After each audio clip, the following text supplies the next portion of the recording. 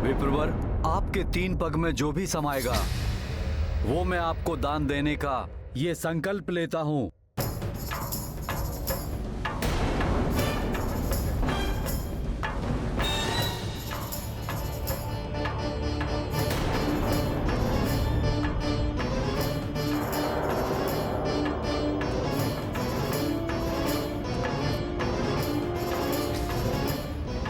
क्षमा करें विप्रवर, कमंडल से जल बाहर नहीं आ रहा है।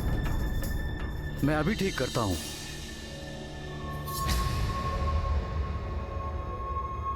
प्रतीत हो रहा है कुछ अवरोध आ गया है कमंडल में। लाइए, अभी ठीक हो जाएगा।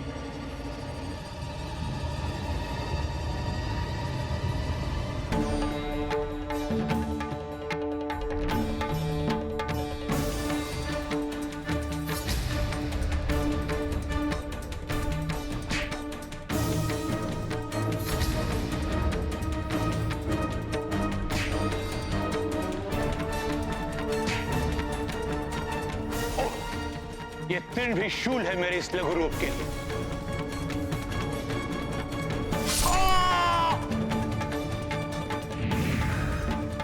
लीजिए, अवरोध हट गया महाराज बलि।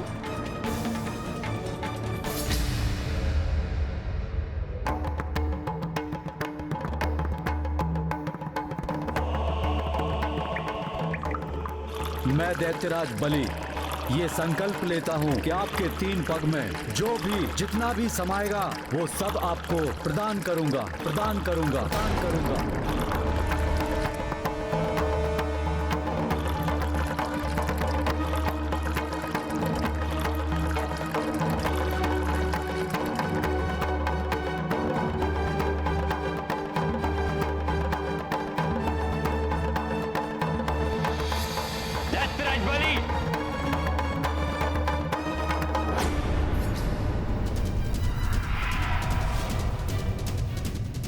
आज्ञा की अवहेलना करने वाले मूढ़मती, तुम्हारे इस दान को रोकने के प्रयास में मुझे अपना एक नेत्र गंवाना पड़ा। मैं दैत्य गुरु शुक्राचार्य तुम्हें श्राप देता हूं कि असुरों को सदैव देवताओं से पराजित होना पड़ेगा और तुम्हें भी गंवाना पड़ेगा तीनों लोगों का वैभव। संसार के स्वामित्व का ऐश्वर्य छीन जाएगा तुमसे।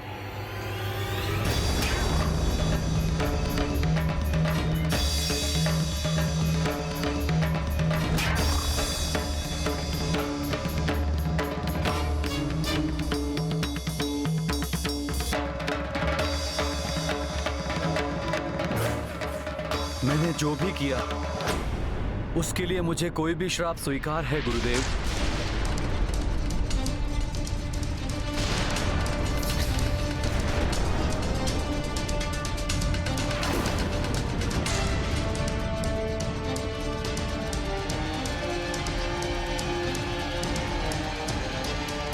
इन्हें सब देकर भी जो मुझे मिलेगा वो अनमोल है।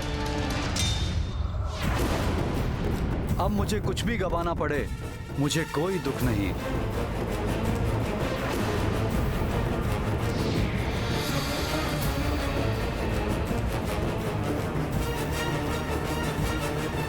प्रभु श्री वामन जी ने मात्र 3 पग धरती ही मांगी थी। ऐसा क्या हो गया कि गुरुदेव शुक्राचार्य ने महाराज बलि को इतना भीषण शाप दे दिया? हनुमान, कदाचित प्रभु वामन राजा बलि से त्रिलोकों का आधिपत्य नहीं मांगते, क्योंकि तीनों लोगों का शासन राजा बलि ने अपने बल पर प्राप्त किया था। किंतु ईश्वर की लीला हुई और दैत्य गुरु बाध्य हो गए राजा बलि को श्राप देने के लिए। विचित्र है प्रभु की लीला।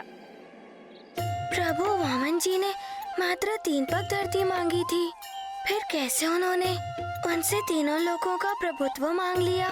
ये लीला कैसी हुई ये सुनो। राजा बलि ने श्राप तो स्वीकार कर ही लिया था। निराश होकर शुक्राचार्य क्रोधावश वहां से चले गए। तब प्रभु श्री वामन के समक्ष राजा बलि ने बड़ी विनम्रता के साथ हाथ जोड़कर विनती की दान प्रक्रिया में इस व्यवधान के कारण जो भी विलंब हुआ उसके लिए मैं क्षमा प्रार्थी हूं विप्रवर। 3 पग के माप में आप जो भी प्राप्त करना चाहते हैं उसे मैं सहर्ष प्रदान करने के लिए प्रस्तुत हूं। कृपया अपना दान प्राप्त कर मेरा संकल्प पूर्ण करें।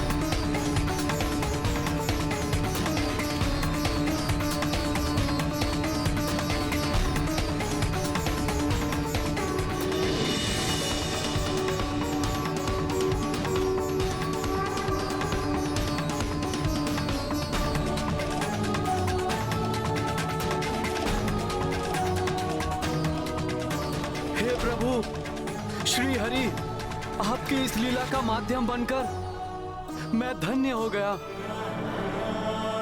मेरा सब कुछ अर्पण है आपके इन पावन चरणों में।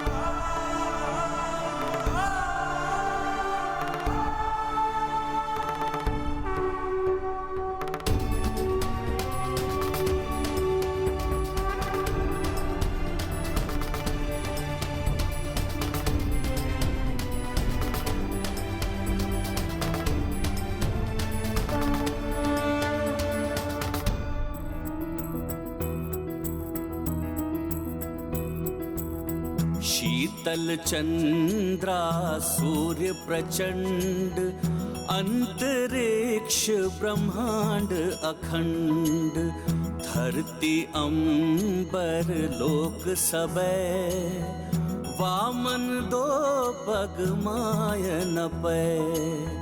दृश्य हरि ये दर्शाए, दैत्यराज बलि हर्षाए। हरि की लीला हरि जाने, तीजा पग हरि के पे धरे।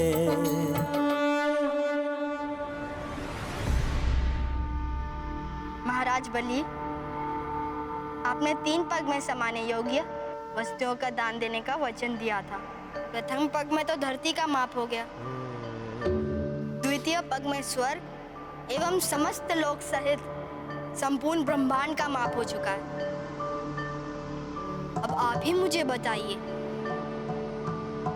कि मैं अपना तृतीय पग कहाँ रखूं? बताइए राजन, बताइए कहाँ रखूं मैं अपना तृतीय पग?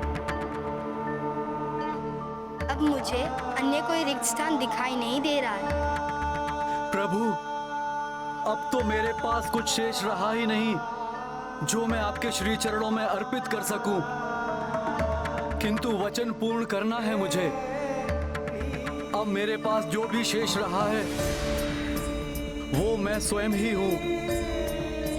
अतः आप अपना तृतीय पग, अपना पावन चरण मेरे शीश पर रखे प्रभु, रखे प्रभु।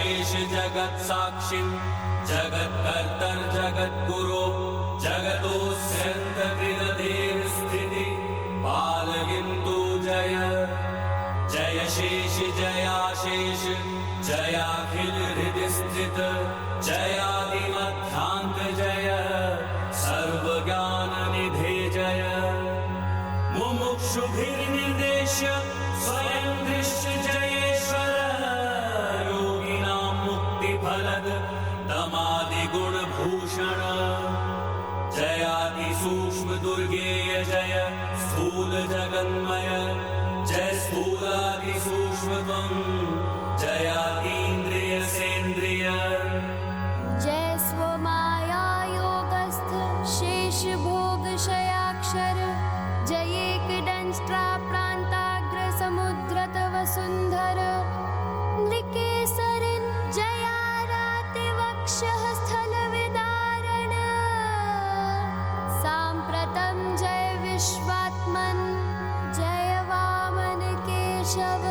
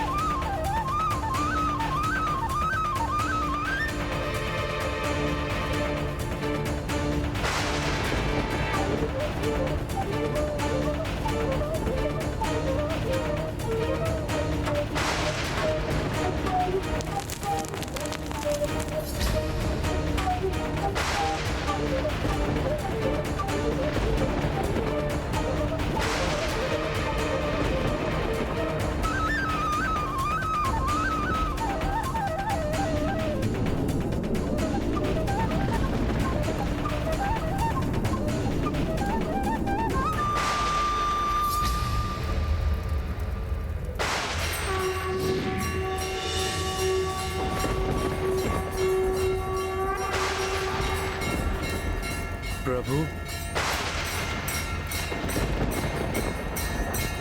चक्रवर्ती सम्राट बलि,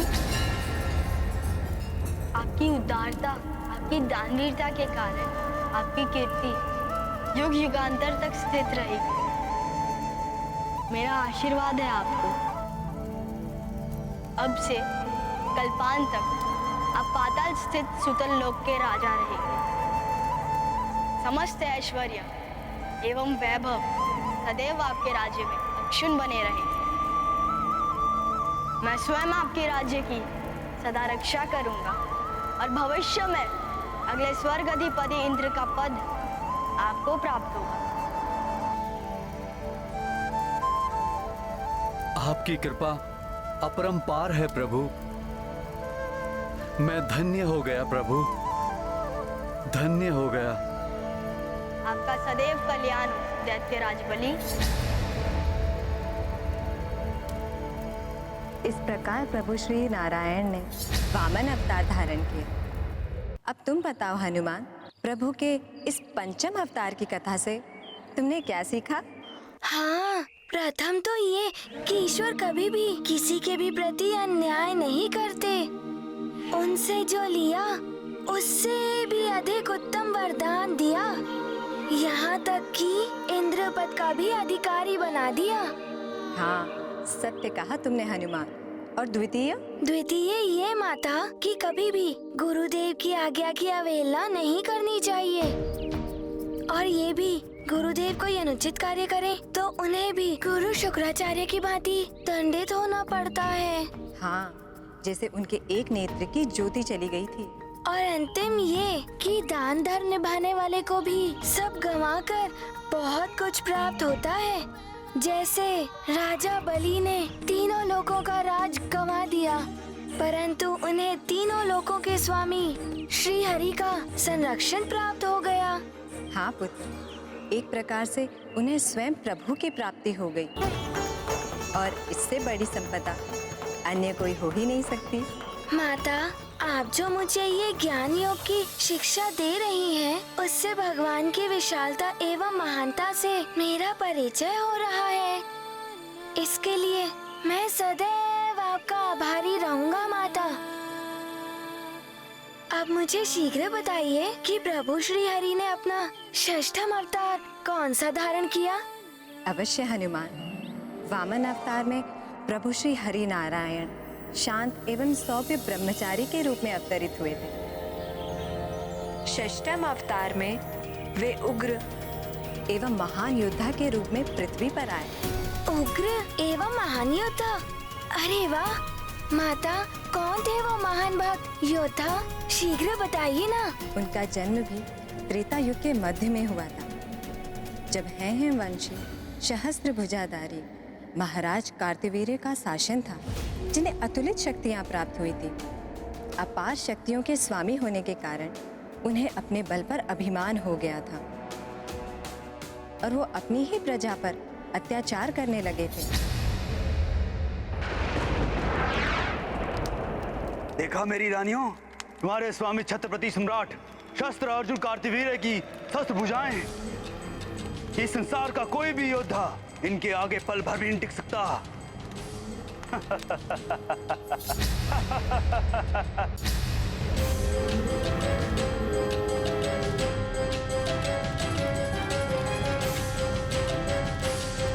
प्रणाम महाराज। प्रणाम महारानियों।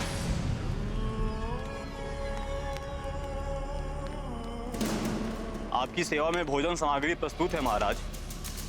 सेवकों, ये उचित समय नहीं है यहाँ आने का।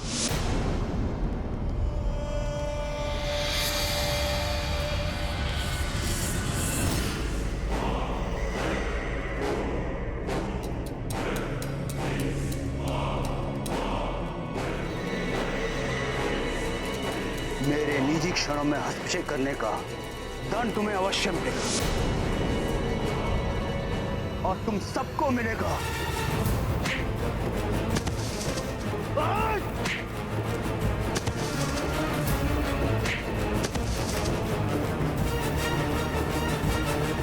माता, राजा कार्तवीर्य का अपने सेवकों के प्रति ऐसा क्रूर व्यवहार तो अनुचित है ना? पुत्र हनुमान, उन दिनों जितने भी राजा थे वे सब शक्ति और सत्ता के अभिमान में चूर होकर अपनी ही प्रजा एवं सेवकों पर अत्याचार कर रहे थे और उन्हीं के अत्याचारों को रोकने के लिए प्रभु श्री हरि ने ऋषि जमदग्नि एवं उनकी पत्नी रेणुका के 5वें पुत्र के रूप में जन्म लिया। एक ऋषि पुत्र होकर वे एक महान योद्धा कैसे बने माता? और उनको युद्ध कला में किसने निपुण किया? स्वयं प्रभु महादेव ने। उन्हें युद्ध कौशल ही नहीं सिखाया महादेव ने, अपितु अनेक अस्त्र शस्त्र भी प्रदान किए, जिनसे सज्जित होकर वो ऋषि पुत्र महाशक्तिशाली एवं अजय योद्धा बने।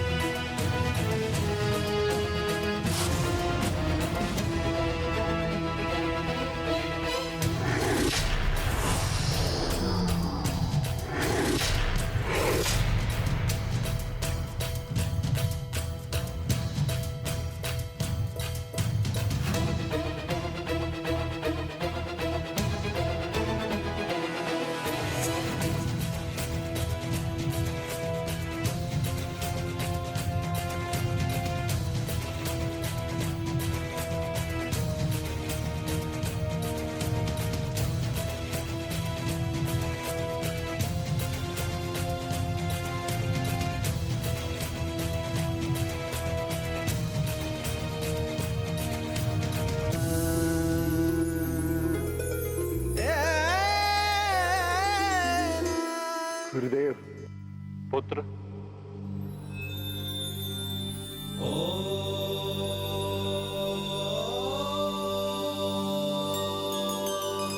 तुमने युद्ध कौशल में अपनी दक्षता का प्रमाण दे दिया है। तुम्हारे कुशल हाथों में आते ही समस्त अस्त्र शस्त्र अपनी पूर्ण क्षमता के साथ अपने लक्ष्य पर वार करते हुए तुम्हारी इच्छा अनुसार संचालित होते हैं।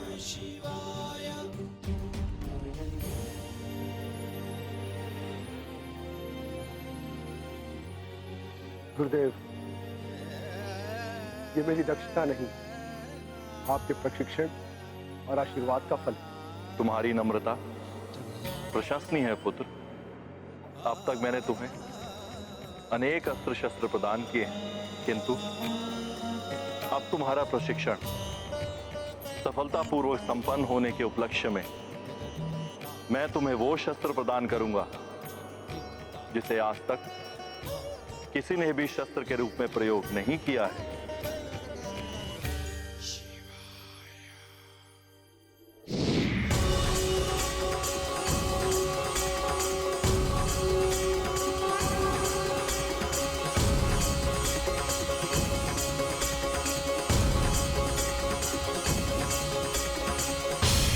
ये परशु तुम्हारी पहचान बनेगा। ऋषि जमदग्नि पुत्र राम, आज से तुम परशुराम के नाम से जाने जाओगे।